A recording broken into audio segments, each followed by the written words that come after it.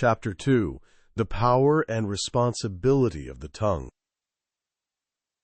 Section 1, Opening the Wisdom Frequency. Hello everyone, and a warm welcome back to the Wisdom Lab on NovaLogos Audio English. In our first chapter, we learned that a gentle answer can be a shield that de-escalates a storm. But today we need to talk about the source of that answer. We are looking at the instrument itself. Chapter 2, The Power and Responsibility of the Tongue. Think about this for a moment. Most of the tools we use in life require a physical effort, a hammer, a saw, or even a computer. But the tongue? It moves so effortlessly. It is one of the smallest muscles in the human body, yet it possesses a weight that can shift the course of history or shatter a person's spirit in seconds. This is why we call it a laboratory. We are learning to handle something that is volatile and incredibly potent. Our foundational principle for this session comes from the Book of Proverbs, chapter 18, verse 21. Listen carefully to these words. Death and life are in the power of the tongue. Those who choose one shall eat its fruit. This isn't just a poetic metaphor. It is a spiritual and psychological law. Every single word you utter is a seed.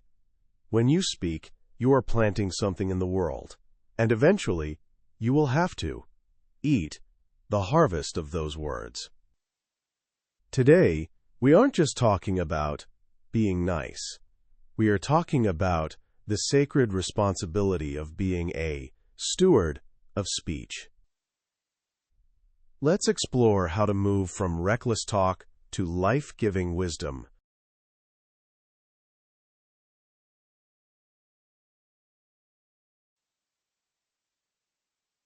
Section 2.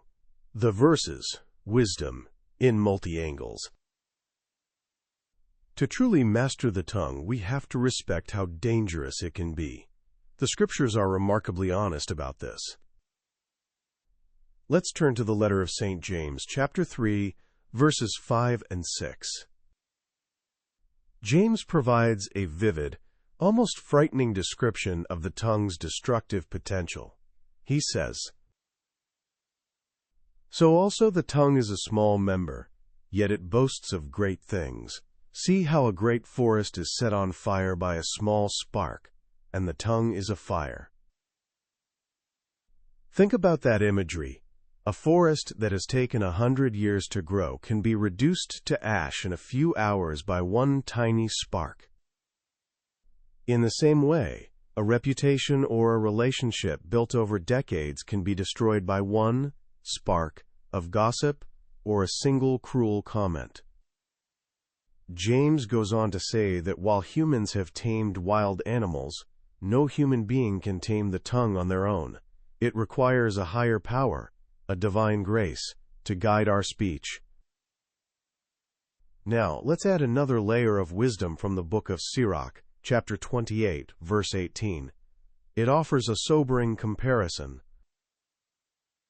Many have fallen by the edge of the sword, but not so many as have fallen by the tongue. This tells us that the wounds of the tongue are often deeper and more numerous than physical ones. While a sword wounds the body, the tongue can wound the soul. However, we are not left without hope. Look at the beautiful contrast in the Book of Proverbs, chapter 12, verse 18. The words of the reckless pierce like swords, but the tongue of the wise brings healing. Notice that the Bible doesn't say the wise person has no tongue. It says their tongue brings healing. It acts as medicine. Finally, in Proverbs chapter 15, verse 4, we see the ultimate creative potential of our speech. A soothing tongue is a tree of life, but a perverse tongue crushes the spirit. When you speak with a soothing or healing tongue, you are literally creating a tree of life for the person listening. You are providing shade, nourishment, and a reason for them to keep growing.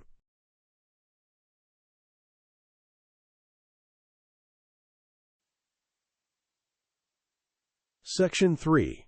Modern Scenarios. Wisdom in the Wild. How do we take these ancient verses and apply them to our modern, fast-paced world?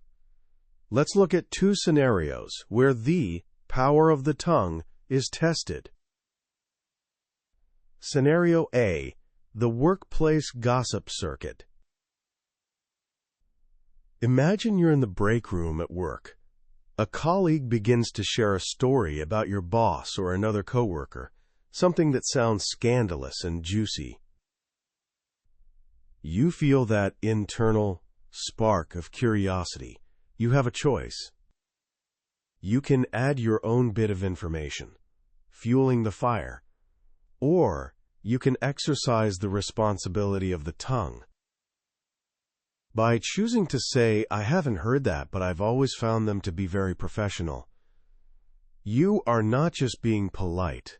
You are acting as a firefighter. You are refusing to let the spark turn into a forest fire. In that moment, your tongue has chosen life for that person's reputation, even when they aren't there to defend themselves. Scenario B. The power of affirmation in parenting or friendship.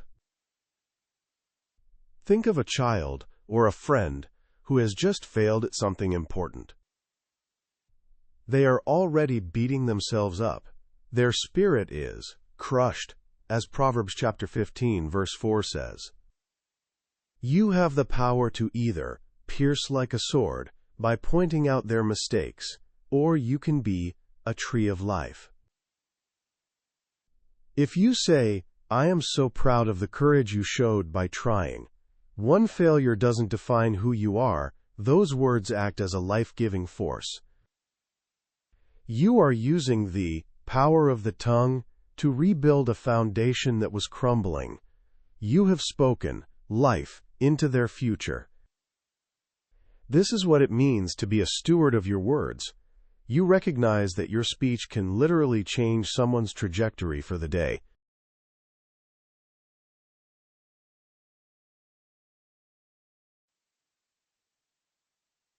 Section 4. The Wisdom Paradox, the Balance Point. Now, let's enter the most profound part of our study, the Wisdom Paradox. In this series, we want to look at the tension between two seemingly opposite truths.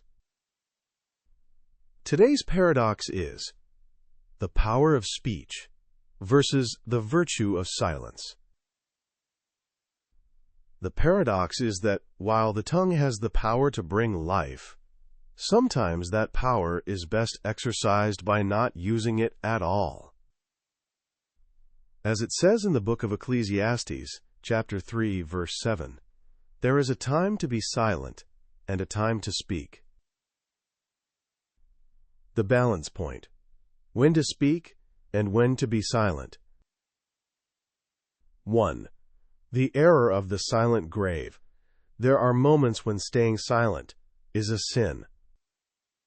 If you see someone being treated unfairly, or if you know a truth that could save a situation, and you remain silent out of fear, you are neglecting the power of the tongue. In this case, your silence is a seed of death, because you allowed harm to continue. 2. The virtue of sacred silence. On the other hand, there is the silence of prayer and the silence of charity. This is when you feel the urge to defend yourself angrily or to spread a rumor, but you choose to take that energy and offer it to the divine in silence. This is not weakness. It is the ultimate mastery of the tongue. The desirable path. We call this discerned utterance. It is the ability to ask, Is this word necessary? Does it bring life? Or is it just noise? We learn to distinguish between the power of the tongue, our ability to influence people, and the virtue of silence, our ability to commune with the divine. The goal is to ensure that when we do speak, our words have more weight and more grace, because they were born in a place of quiet reflection.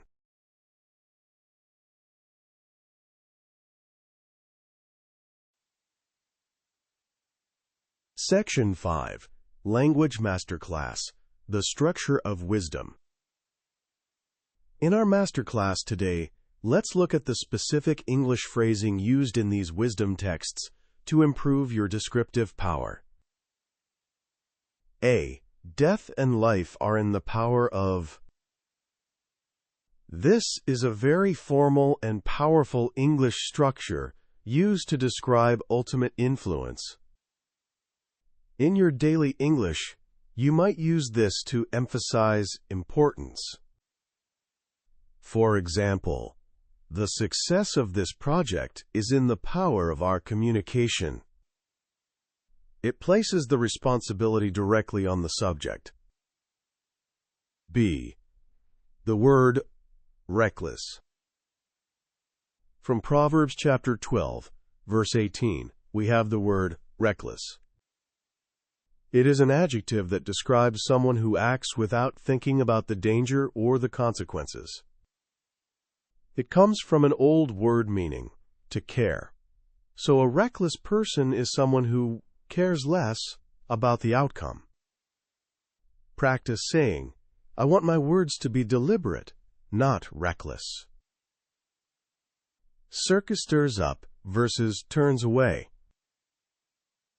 Remember these active verbs.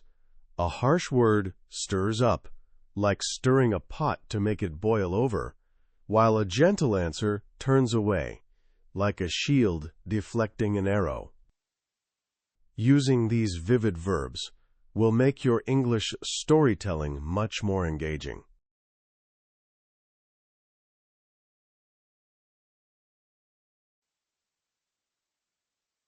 Section 6. Closing. Seal the word. As we wrap up our second session in the Wisdom Lab, I want you to take a word inventory today. Look at the pakik, fruit you are eating.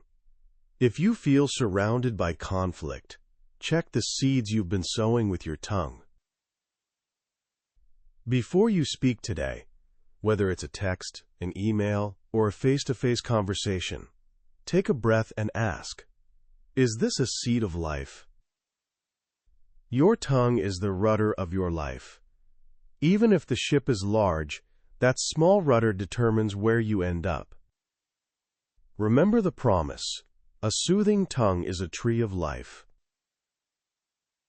In Chapter 3, we will look at how our wisdom moves from our words into our work.